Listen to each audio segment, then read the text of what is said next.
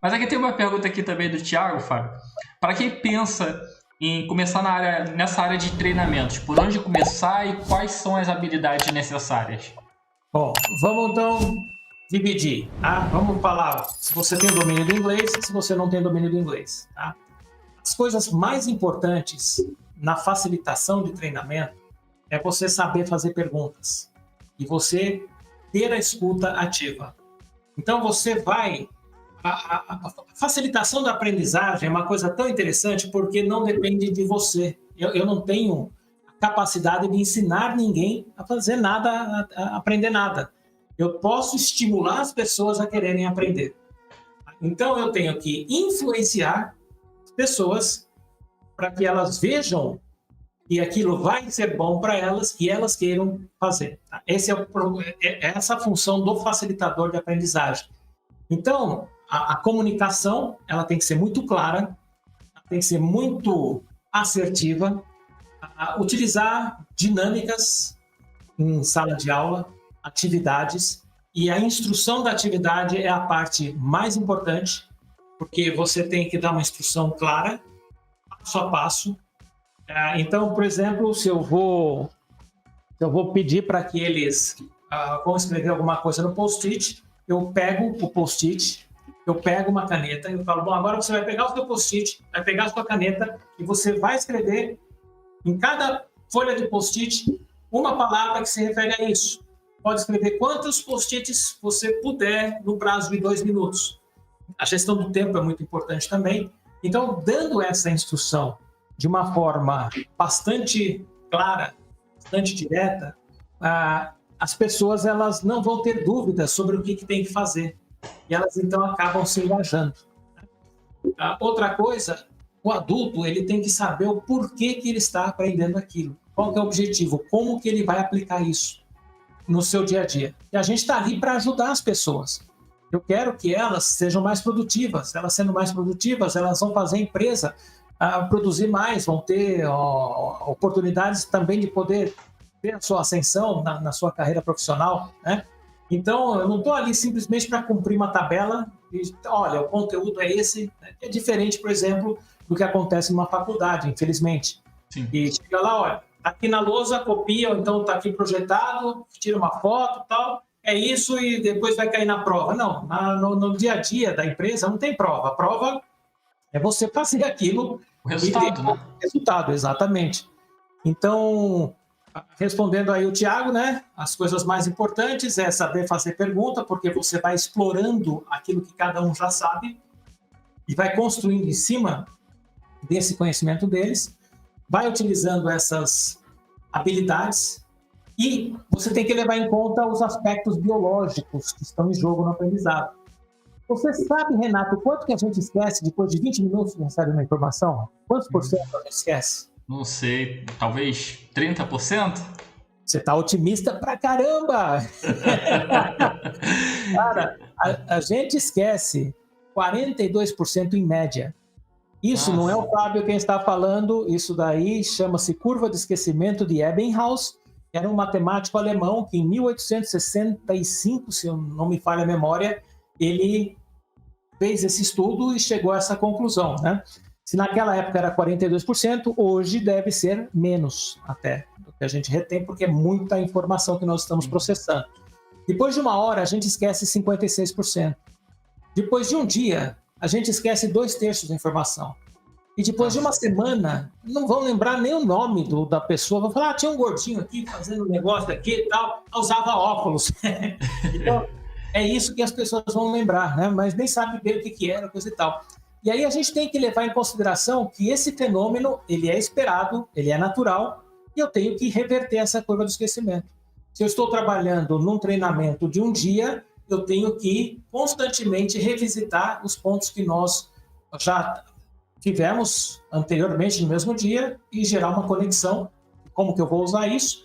E se for um treinamento de 2, 3 dias, eu tenho que fazer atividades de recapitulação no início do dia, né, para que aquilo possa voltar a ocupar espaço no HD das pessoas, né, e trabalhar essa curva de esquecimento. Uma curiosidade, você acredita que nesse processo, então, É possível a gente diminuir essa curva aí de esquecimento e, digamos, pegar toda a minha equipe, sabe? Convidei o Fábio aqui para treinar a minha equipe.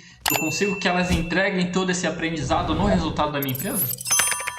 Sim, é justamente quando você leva esse aspecto biológico em consideração é que você vai fazer o seu planejamento. E dentro do planejamento, um treinamento, ele nunca pode ser um evento isolado. Ele sempre tem que ter um antes, né, um pre-work que deixa a pessoa já inteirada daquilo que ela vai aprender. Você tem que ter o momento da aprendizagem, da aplicação, e depois você tem que ter um momento de acompanhamento. Então, por exemplo, esse trabalho que eu estava nos Estados Unidos agora há 2 semanas, eu já havia estado no início de maio para um primeiro módulo. Estive agora para um segundo módulo e o último módulo será em setembro. E, nesse meio tempo, a gente ontem mesmo estava tendo uma videoconferência com os participantes do treinamento para ver como é que está sendo a aplicação, quais são os desafios que eles estão enfrentando. Então, você tem um acompanhamento para poder se certificar de que aquilo está sendo aplicado, está sendo bem aplicado, se eles estão tendo os resultados desejados.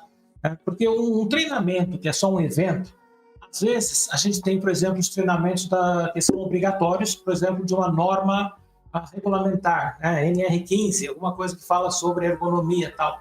E a pessoa vai, passa lá os slides, fala, só que depois as pessoas, o que vai acontecer é que elas não vão lembrar daquilo. Mas a obrigação foi cumprida. Perante a lei, foi dado o treinamento, foi o check lá. Agora, será que não poderia ser dado de uma outra maneira para que as pessoas pudessem, de fato, se engajar naquilo e saber que a postura ela é importante por isso, e que essas normas elas existem para que você não tenha problemas na sua saúde, coisa e tal. Então, é fazer essa correlação, né? Não simplesmente despejar conteúdo. Isso, normalmente, a gente vê em treinamentos técnicos acontecer com uma frequência. Infelizmente, também, talvez aconteça ali até no, digamos, se eu puder assim dizer, Fábio, no ensino regular. Eu tive um amigo aqui, que já passou aqui pelo podcast, o Eduardo Bruno, ele é Top Voice LinkedIn, ele falou muito que, muitas vezes, as pessoas estudam, se formam em universidade, doutorado, para quando chegar na empresa, ela realmente aprender o que ela precisa fazer com treinamentos, né? Talvez ali o ensino formal também esteja faltando, digamos, incluir esse processo que você já utiliza, e que as empresas já utilizam, né, Fábio?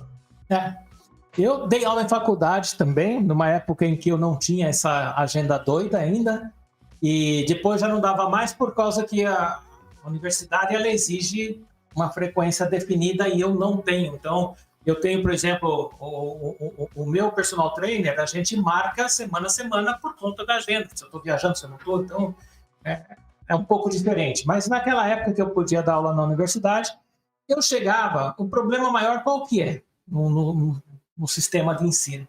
Eles estão ali porque a falta, se eles tiverem um número maior de faltas do que acho que eles podem ter até 25% de faltas, se eu não me engano, não sei se mudou alguma coisa na regra. Se tiver mais que isso, eles podem pegar uma DP ou até uma reprovação. E nota, eles têm que ter aquela nota de corte, que algumas universidades põem como 5,5, outras 6,5, 7, depende, né, da universidade. E eu chegava no primeiro dia de aula e eu falava bem assim, meu discurso era esse, eu falava, olha pessoal, se você está aqui por causa de presença e nota, a nota mínima que eu dou é a nota de corte, 5,5. Então, as provas valem a partir dali. E eu não dou chamada. Para mim não interessa se você está aqui ou se não está. Agora, se você decidir ficar, eu quero 100% de você. Eu não me contento com menos de 100%. Então, aí eu falava, eu vou até a sala dos professores, que eu estou com sede, vou beber água. Se você está aqui só por conta de falta e de nota, pode pegar tuas coisas, pode ir embora. Não vai fazer falta nenhuma aqui. E eu saía. Voltava, estava todo mundo lá, o pessoal com os olhos estalados, porque nunca tinha ouvido aquilo, né? Aí eu falava, acho que vocês não entenderam, deixa eu repetir. Eu não estou chamada, a presença para todo mundo e as notas a partir da nota de corte. Então você não vai reprovar na minha matéria. que aliás era um curso de inglês técnico lá que eles tinham que ter. E aí, eu vou tomar mais um copo d'água. Então, quando eu voltar, quem estiver aqui é porque, de fato, quer estar aqui. Eu vou entender isso. Saía, voltava, estava todo mundo lá. Aí falava assim, olha, vocês então estão entendendo o que vocês decidiram. Eu não estou forçando você a estar aqui. Não tem uma bola de ferro no seu pé. Eu não vou tolerar bagunça, não vou tolerar isso, não está certo? Estamos combinados? E eu ia bem o ano inteiro com eles. Aí, quando chegava mais ou menos perto do meio do ano, na sala de professores, o pessoal, nossa, aquela sala é terrível, o pessoal não sei o quê, o pessoal não sei o quê. E eu, pouca decidi, porque eu não tinha problema nenhum com eles, né? Estavam ali porque eles queriam estar. E aí eu falava, não, de fato, são terríveis, tal. É isso, sabe? O que você tem que gerar é que as pessoas queiram. É esse o trabalho do facilitador. Quando você vai facilitar a aprendizagem, você tem que entender qual é o mecanismo da aprendizagem, como que você consegue fazer com que as pessoas queiram, como que você consegue influenciá-las a esse ponto, né? E que elas vejam que elas estão, de fato, ganhando alguma coisa com aquilo. Né? O professor que precisa, mas que talvez muitas universidades aí ou escolas não queiram, né? Mas é o professor que, com certeza, pelo menos na minha visão, a gente precisa.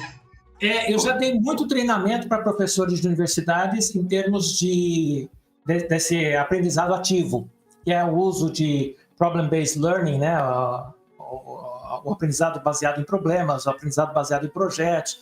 A gente desenvolveu uns trabalhos muito interessantes junto a professores de universidades aqui da região, para poder justamente tornar o aprendizado um processo que seja divertido, que seja gostoso.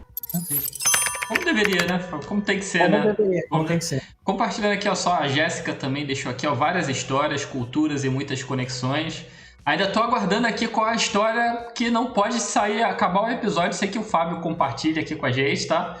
Você acabou de assistir mais um episódio do podcast Profissão Mundo, onde eu tive a oportunidade de compartilhar a minha experiência saindo de uma sala de aula como professor e indo a ser um treinador corporativo em vários países do mundo. Você também pode passar a ser um treinador corporativo muito bem remunerado.